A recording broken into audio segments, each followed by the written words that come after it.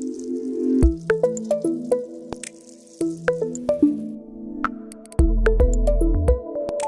नमस्कार, my self Bhola Shankar Mahobia from NCI skills. कैसे हैं आप लोग? आज हम क्लास 10th एनसीईआरटी के चैप्टर 3 के एक्सरसाइज 3.1 के क्वेश्चन नंबर 3 का सॉल्यूशन इस वीडियो में देखेंगे। यार फिर से वही बात कह रहा हूँ आपसे कि प्लीज़ अगर आपने इस चैप्टर का वन शॉट वीडियो नहीं देखा है जिसमें हमने पूरे कॉन्सेप्ट को एक्सप्लेन किया है विथ एग्जांपल, तो प्लीज़ उसको देख लो यार जाके पहले। उसको देखने से इन क्वेश्चंस को समझने में आपको आसानी होगी। तो चलिए शुरू करते हैं क्वेश्चन नंबर 3 का solution. In question number 3, on comparing the ratio A1, A2, B1, B2 and C1, C2, find out whether the following pair of linear equations are consistent or inconsistent। मतलब हमें ये दो इक्वेशंस दिए हुए हैं, इनमें A1, A2 और B1, B2 और C1, C2 का जो रेशो है उनको कंपेयर करके बताना है कि ये इक्वेशंस जो है वो कंसिस्टेंट है कि इनकंसिस्टेंट है। तो चलिए A1, A2, B1, B2, C1, C2 की वैल्यूज़ को निकालने के लिए पहले हमें इन इक्वेशंस को उनके स्टैंडर्ड फॉर्म में लिखना पड़ेगा। स्टैंडर्ड फॉर्म में लिखने का मतलब है कि इक्वल टू के राइट हैंड साइड पे हमारे पास में ज़ीरो होना चाहिए और जितनी भी नॉन ज़ीरो वैल्यूज़ हैं वो सब लेफ्ट हैंड साइड पे होना चाहिए। तो जो पहला इक्वेशन है वो क्या हो जाएगा, 3x + 2y। 5 को हम लेफ्ट हैंड साइड पे ले आएंगे तो वो -5 = 0 के बराबर हो जाएगा। और जो दूसरा इक्वेशन है वो क्या हो जाएगा, 2x - 3y। फिर 7 को हम लेफ्ट हैंड साइड में लेके जाते हैं तो वो क्या हो गया, -7 = 0। अब ये स्टैंडर्ड फॉर्मेट में या जिसको हम जनरल फॉर्म भी कहते हैं उसमें आ गया है। अब कंपेयर करेंगे हम स्टैंडर्ड या जनरल फॉर्मेट से और ए बी और सी की वैल्यूज़ को निकालेंगे। तो A1 कहने का मतलब है क्या, पहले इक्वेशन में x का कॉफिशिएंट वो 3 के बराबर है, B1 मतलब y का कॉफिशिएंट जो 2 के बराबर है, और C1 कहने का मतलब है कांस्टेंट टर्म जो कि -5 के बराबर है।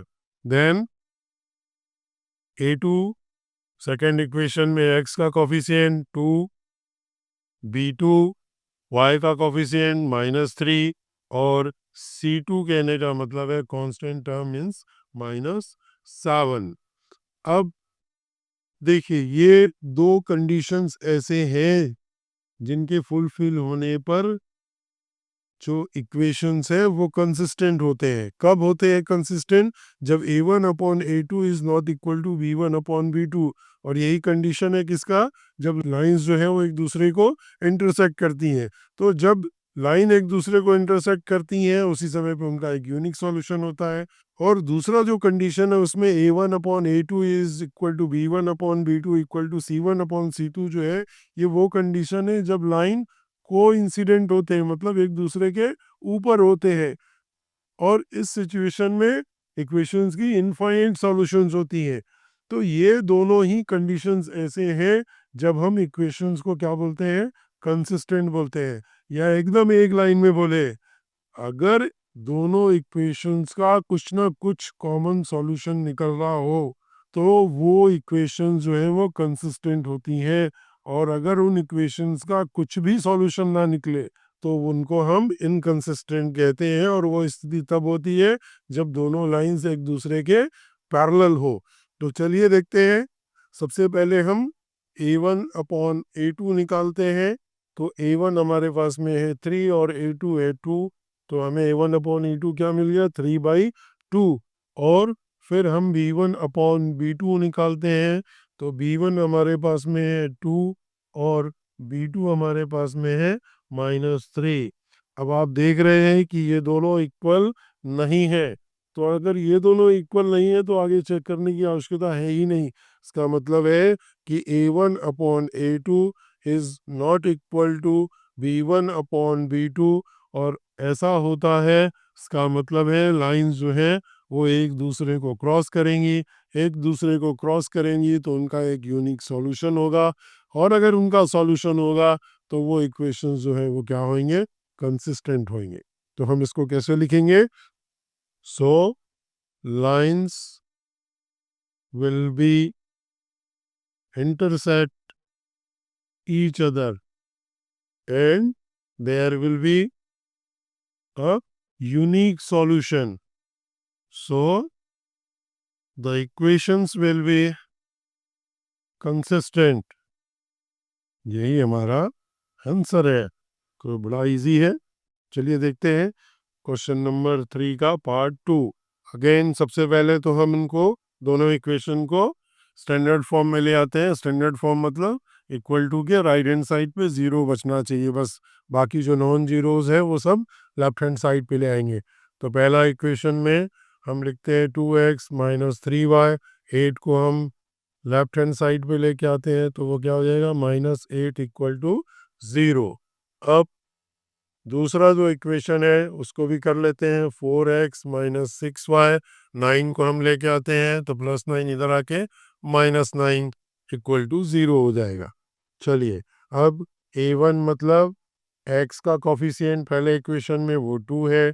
b1 मतलब y का कॉफिशिएंट पहले इक्वेशन में वो 3 है। और c1 की वैल्यू क्या है, जो कांस्टेंट टर्म है यहाँ पे वो है -8। चलिए सेकंड इक्वेशन में देखते हैं। a2 सेकंड इक्वेशन में x का कोफिशिएंट है 4, b2 y का कोफिशिएंट है -6 और c2 जो है कांस्टेंट टर्म है -9। चलिए अब चेक करते हैं। a1 upon a2 is equal to क्या हो जाएगा, a1 की वैल्यू है 2, a2 की वैल्यू है 4, तो इसको कट करेंगे तो 2 1 जा 2, 2 2 जा 4, ये हो गया 1/2। देन b1 अपॉन b2 निकालते हैं। b1 की वैल्यू है -3 और b2 की वैल्यू है -6, तो माइनस से माइनस को हमने कैंसिल किया। 3 1 जा 3, 3 2 जा 6, तो ये भी क्या आ गया, 1/2 आ गया। अब अगर ये दोनों इक्वल हैं तो हमें C1 और C2 के रेशो को भी चेक करना पड़ेगा। तो चलिए देखते हैं। C1 upon C2 equal to, C1 क्या है -8 और C2 क्या है -9, तो माइनस से माइनस को कैंसिल किया, हमें क्या मिल गया 8/9। चलिए अब देखिए a1 अपॉन a2 जो है इक्वल है किसके, b1 अपॉन b2 के, बट इन दोनों के इक्वल नहीं है कौन, c1 अपॉन c2। और ये कंडीशंस जो है वो तब मिलती हैं जब लाइंस एक दूसरे के क्या हो, पैरेलल हो। अब जब लाइन एक दूसरे के पैरेलल होंगी तो उनका कोई भी कॉमन सॉल्यूशन होगा नहीं, और कोई भी सॉल्यूशन होगा नहीं तो वो दोनों इक्वेशंस जो है वो क्या कहलाएंगे, इनकंसिस्टेंट इक्वेशंस कहलाएंगे। तो हम इसको कैसे लिखेंगे, lines are parallel so there will be no solution, so the equations will be inconsistent, और यही हमारा आंसर है। तो ईज़िली आप इन क्वेश्चंस को बना सकते हैं, और अगर आपको लगता है कि आप बना सकते हैं तो चलिए थोड़ी देर के लिए इस वीडियो को पॉज कीजिए और ये जो थर्ड पार्ट है क्वेश्चन नंबर 3 का उसको बनाइए। क्या हुआ, बना, बन गया तो बधाई हो आपको, आप सीख गए इन क्वेश्चंस को बनाना।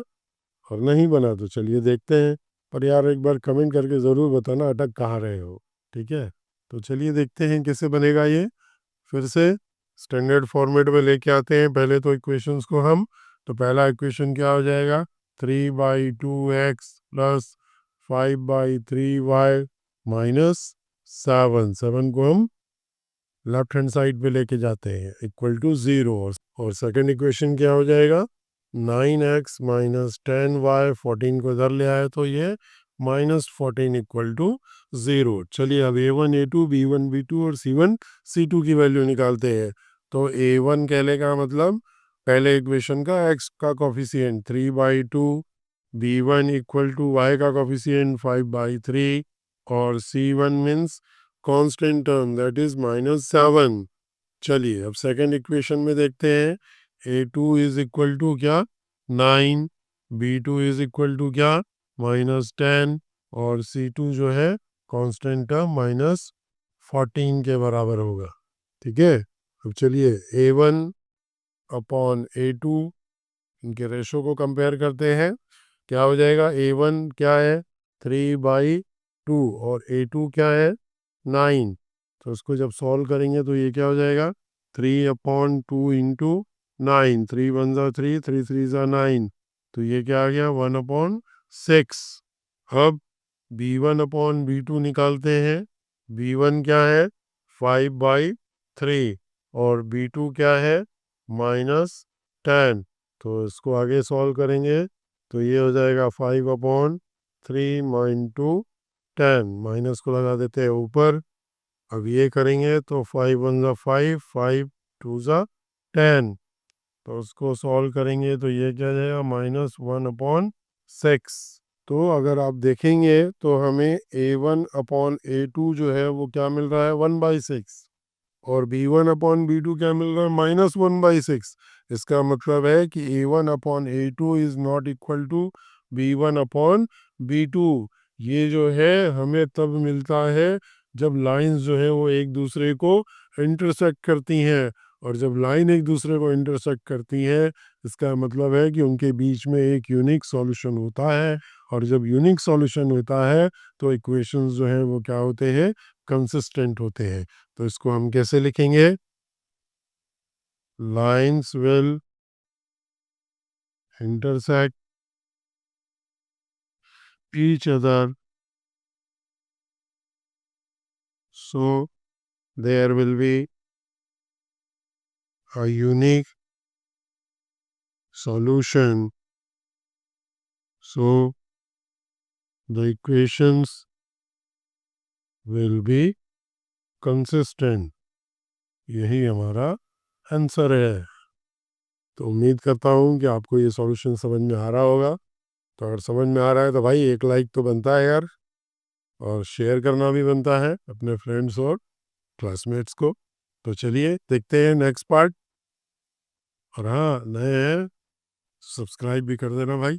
फिर से नेक्स्ट पार्ट में सबसे पहला काम स्टैंडर्ड फॉर्मेट में, जनरल फॉर्मेट में इक्वेशंस को लेके आते हैं। पहला इक्वेशन जो है वो क्या हो जाएगा 5x - 3y, 11 को इधर लाएंगे तो -11 = 0। सेकंड इक्वेशन क्या हो जाएगा -10x + 6y, -22 को लेफ्ट हैंड साइड पे लाएंगे तो ये हो जाएगा +22 = 0। चलिए अब A1 A2 B1 B2 और C1 C2 को निकालते हैं। तो A1 क्या हो जाएगा x का कॉफिशिएंट 5, B1 क्या हो जाएगा y का कॉफिशिएंट -3, C1 क्या हो जाएगा कांस्टेंट टर्म -11। चलिए फिर A2 क्या हो जाएगा x का कॉफिशिएंट -10, B2 6 और C2 जो है वो क्या हो जाएगा 22। चलिए बढ़ते हैं A1/A2 निकालते हैं। A1 क्या है 5, A2 क्या है -10, तो ये क्या हो गया 5 1 ज़ा 5, 5 2 ज़ा 10 मीन्स -1/2। देन B1/B2 को फाइंड आउट करते हैं। B1 क्या है -3, B2 क्या है 6, तो ये 3 1 ज़ा 3, 3 2 ज़ा 6, ये भी -1/2 आ गया। तो A1/A2 और B1/B2 दोनों क्या है इक्वल है, तो अब हमें C1/C2 भी निकालना पड़ेगा। तो चलिए C1/C2 निकालते हैं। C1 क्या है हमारे पास में -11 और C2 क्या है 22, तो 11 1 ज़ा 11, 11 2 ज़ा 22, तो ये किसके बराबर हो गया -1/2 के बराबर हो गया। तो अब आप देख रहे हैं कि तीनों ही रेशो जो है वो इक्वल हो गए हैं। इसका मतलब है कि A1/A2 is equal to B1/B2 is equal to C1/C2। और अगर ऐसा होता है तो लाइंस जो है वो एक दूसरे को कवर कर लेती हैं, एक दूसरे पे ओवरलैप होती हैं, एक दूसरे के ऊपर होती हैं, और एक दूसरे के ऊपर जब होती हैं तो उनके इनफाइनाइट सॉल्यूशंस होते हैं। और अगर इनफाइनाइट सॉल्यूशन है तो इक्वेशंस क्या होंगे, कंसिस्टेंट होंगे। तो इसको लिखेंगे कैसे, lines will coincident, so there will be infinite solution and equations will be consistent. यही हमारा आंसर है। तो इजी है। चलिए देखते हैं नेक्स्ट पार्ट को। फिर से सबसे पहला जो काम है, हमें इक्वेशंस को जनरल फॉर्म में लेके आना है। तो पहला इक्वेशन क्या हो जाएगा, 4/3x प्लस 2y, 8 जो है इधर आएगा तो -8 हो जाएगा, equal to 0। Then second equation क्या हो जाएगा, 2x प्लस 3y, और 12 को लेफ्ट हैंड साइड पे लेके आएंगे तो -12 इक्वल टू क्या हो जाएगा, 0। Then a1 a2 b1 b2 और c1 c2 को एक्सट्रैक्ट करते हैं। तो a1 क्या है, पहले इक्वेशन में x का कोफिशिएंट 4/3, b1 क्या है, पहले इक्वेशन में y का कोफिशिएंट दैट इज 2, c1 क्या है, पहले इक्वेशन में कांस्टेंट टर्म मीन्स -8। चलिए अब a2 निकालते हैं। a2 मीन्स दूसरे इक्वेशन में x का कोफिशिएंट क्या है, 2, b2 निकालते हैं, y का कोफिशिएंट जो 3 है, और c2 जो है कांस्टेंट टर्म मीन्स -12। तो चलिए अब a1/a2 क्या होगा, a1 क्या है 4/3, a2 क्या है 2। तो आगे इसको सॉल्व करेंगे तो ये क्या हो जाएगा, 4/3 इंटू 2, तो 2 से 2 1 जा 2, 2 2 जा 4, तो ये आ गया 2/3। अब b1/b2 निकालते हैं। b1 क्या है 2, b2 क्या है 3, तो ये 2/3 के बराबर है। मतलब a1/a2 इक्वल है किसके, b1/b2 के। तो हमें c1/c2 भी निकालना पड़ेगा। चलिए निकालते हैं c1/c2। तो c1 क्या है -8 और c2 क्या है -12। माइनस से माइनस को कैंसिल किया, 4 से कट करते हैं, 4 2 ज़ा 8, 4 3 ज़ा 12, तो ये क्या आ गया 2/3। तो ये भी 2/3 के बराबर आ गया, तीनों बराबर हो गए। तो इसका मतलब है कि a1/a2 is equal to b1/b2 is equal to c1/c2। और ये कंडीशन क्या कहता है कि ये जो लाइंस हैं ये एक दूसरे के ऊपर होंगे, मीन्स ये एक दूसरे को ओवरलैप करेंगे, मीन्स ये लोग, ये दोनों लाइनें जो है वो कोइंसिडेंट होंगी। तो इसको लिखते हैं, lines will be coincident, so there will be infinite solution and equations are consistent. यही हमारा आंसर है। तो इस तरीके से आप इन क्वेश्चंस को बना सकते हैं। इजी है यार, बस आपको ये जो कंडीशंस हैं इन कंडीशंस को याद रखना है। तो ये जो क्वेश्चंस हैं ये स्कोरिंग क्वेश्चंस है, अच्छे से इसको समझिए। एक बार में समझ में नहीं आ रहा है तो वीडियो को 2-3 बार चला के देखिए, समझ में आएगा ज़रूर। और अगर एक बार समझ में आ गया तो मैथमेटिक्स में नंबर भी अच्छे आएंगे, और मैथमेटिक्स में नंबर अच्छे आए तो 10th में अच्छे परसेंट आपके आएंगे। तो कोशिश करते रहिए अच्छे नंबर्स के लिए। तो ये था एक्सरसाइज 3.1 के क्वेश्चन नंबर 3 का सॉल्यूशन। आशा करता हूँ कि आपको ये समझ में आया होगा। और भाई कहीं कोई डाउट है आपके मन में तो प्लीज़ कमेंट करके बताइए मुझे। ये वीडियो अगर आपको यूज़फुल लगा हो, काम का लगा हो, तो प्लीज़ इस वीडियो को लाइक कीजिए, अपने फ्रेंड्स और क्लासमेट्स को शेयर कीजिए, और इस चैनल पे नए हैं तो सब्सक्राइब कीजिए, बेल बटन को भी प्रेस कीजिए। तो मिलते हैं एक नए वीडियो में, तब तक के लिए नमस्कार, जय हिंद, जय भारत।